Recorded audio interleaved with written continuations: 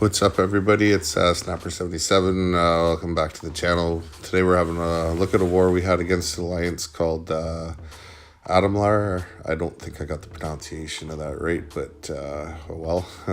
Actually, this war is still going on there. We're down a little bit in kills, but we have some bulk kills against some Ironmans and Node 38 and a couple BGs. So it's not as bad as it looks. I ran the first part of my lane, like I always do, lane 6 lately.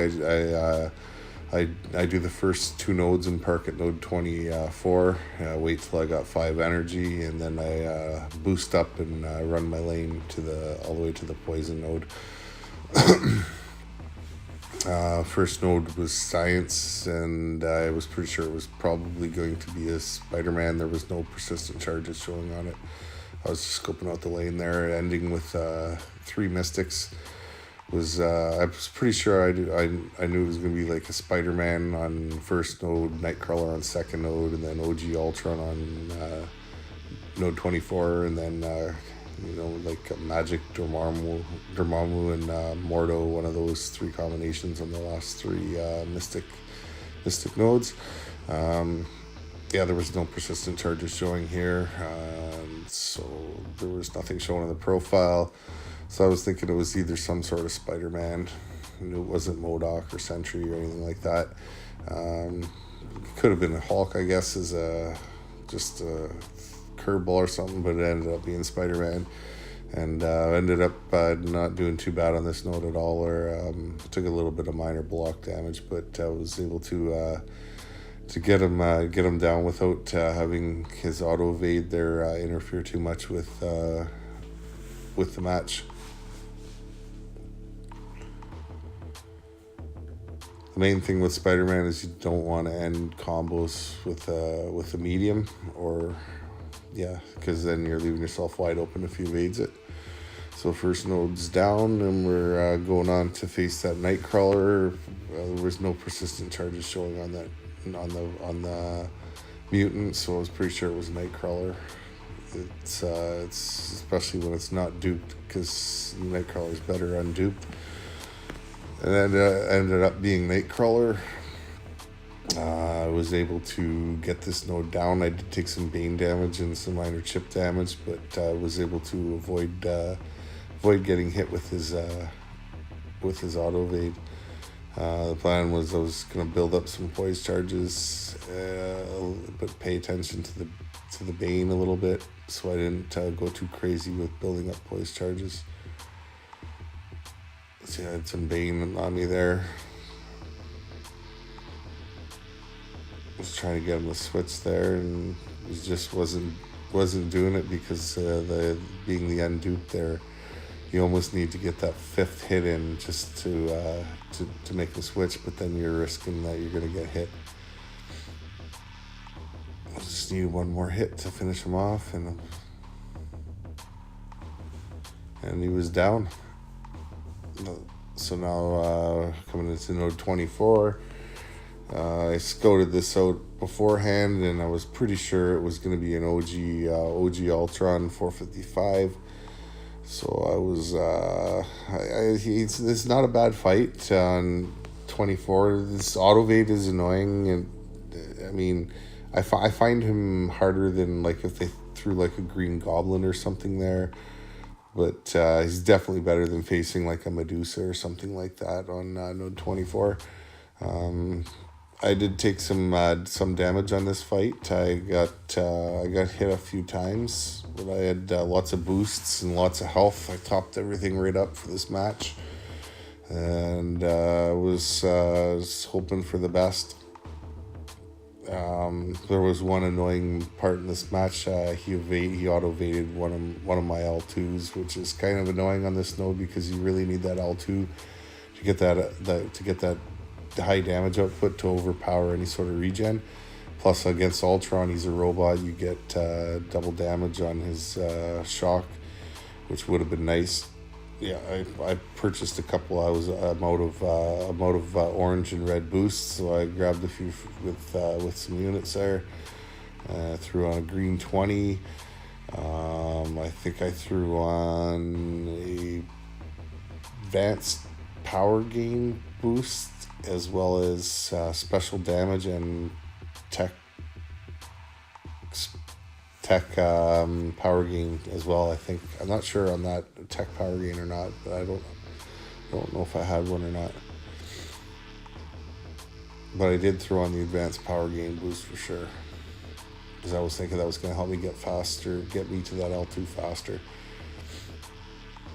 I didn't really need to worry about a special 3D versus Ultron there. He spams that L1 very frequently, and he doesn't have MD or anything like that. I ran out of time there, so I'd like to throw that on there last because you only get 3 minutes with it. So I wanted to carry it over to the next fight. Actually, I should have topped up my health before I did that, just in case, to be sure.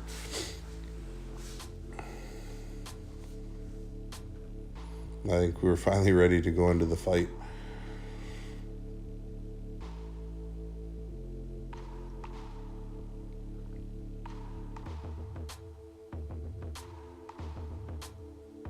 Now I'm going to build up some poise.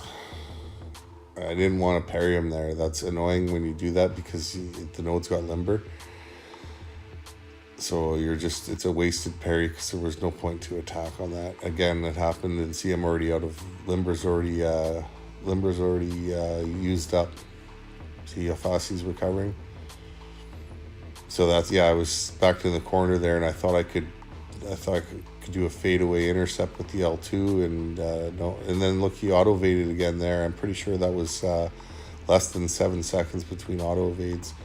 I think Kabam's kind of BS on that. I think he auto evades more than the 7 seconds.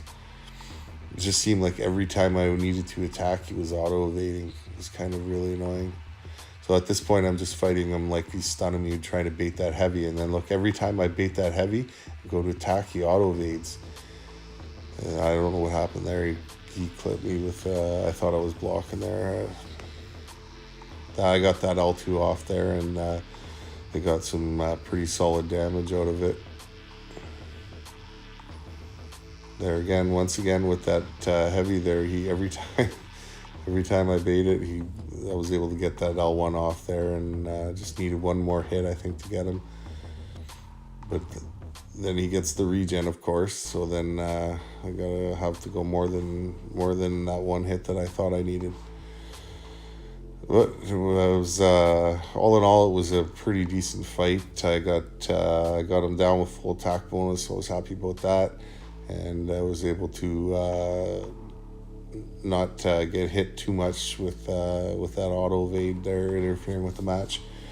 Going into this node here, I didn't even really care what it was going to be. I had that 3-minute boost running for the advanced power, so I just clicked on magic and hit fight.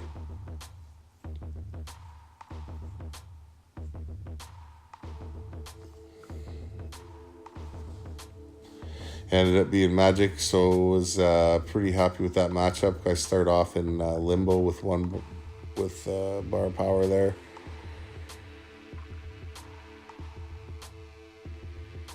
So the plan here was just to get her locked and onto the wall, and then I wouldn't have to worry about her limbo with her power locked. It's just a typical magic versus magic. Before Blade came along, she was probably the best counter in the game fighting magic. She's still just not as good as Blade, but she's still probably the second best counter for Blade in the game. I was just playing safe there. Went in with the wall trick here for a little bit. Drop the L2, go in for the intercept, turn it into a bait intercept, and then keep going away. She was blocking me before I could get that attack in.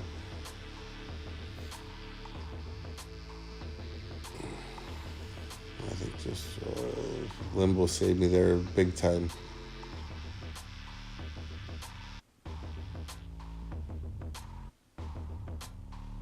And that was the end of that. Next node, my advanced power gain boost wore off, So I think I threw on 33% less L3 damage there, because I don't have any invulnerability boosts left there. And I thought it'd be good just in case I get eat an L3. It would give me a way better chance to survive. I threw on. I had some time here, so I threw on special. I think some mystic boosts there. I think I threw on that special damage boost. Always nice to have on Power Shield. I threw that on by accident. I clicked that. So I threw on the Mystic Power Gain as well. So between the Mystic Power Gain and the Mystic Special Damage and the other boosts and 33% less L3 damage, I was pretty confident going in that Magic was going to get this node down. It ended up being Dormammu. And I was ready to bargain. Just fighting this just like the last node, just trying to get to my L2. Once you get to your L2 with Magic against Dormammu or Magic, it's pretty well all over. Excuse me.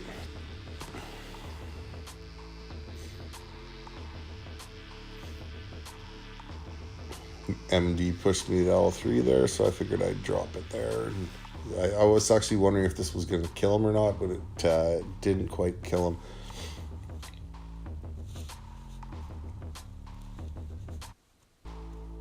And that's our war up till now. I'm just going off the bed here now. Hopefully things turn out good in the morning, and we'll see how it goes. Welcome back. We're just going into the poison node here. The war is pretty well all tied up here now.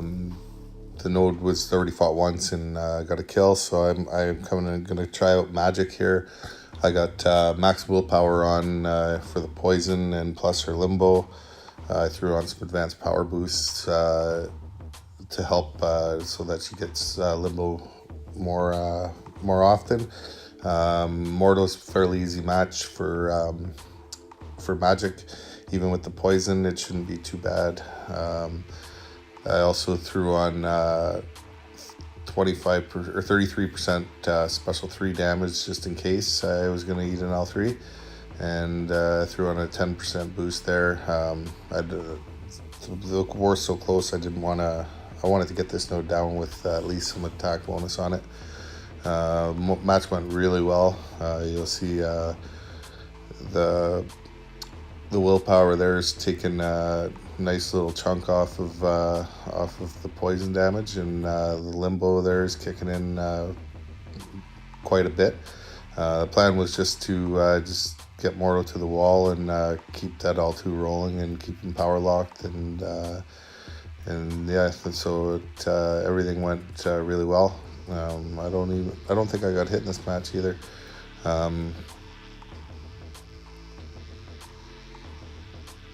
Yeah, I think it's pretty well all over here on another L2. No, maybe not. Maybe right here. Yeah, so I took about 50% damage from the poison, but was able to get it down. So that was a plus. So we're heading down into the home stretch here now, and everything's pretty well, like I said, all tied up. So we'll see how the war turns out later on. All right, I'll see you guys in a bit. And welcome back there. The war's all wrapped up there now. We ended up winning this war. It was kind of an interesting thing. I thought the war was not as close as it was. We had a lot more kills than they did, and they had a higher attack bonus than us, but just barely. What ended up winning the war for us was our diversity was much higher than theirs. So even though we had more attack, we had more defender kills and higher diversity, their attack score was still just a tiny bit higher than us. So it was nice to get the win there, and I think we're pretty much solidified now into Platinum 3 for the season. Hope you guys enjoyed it.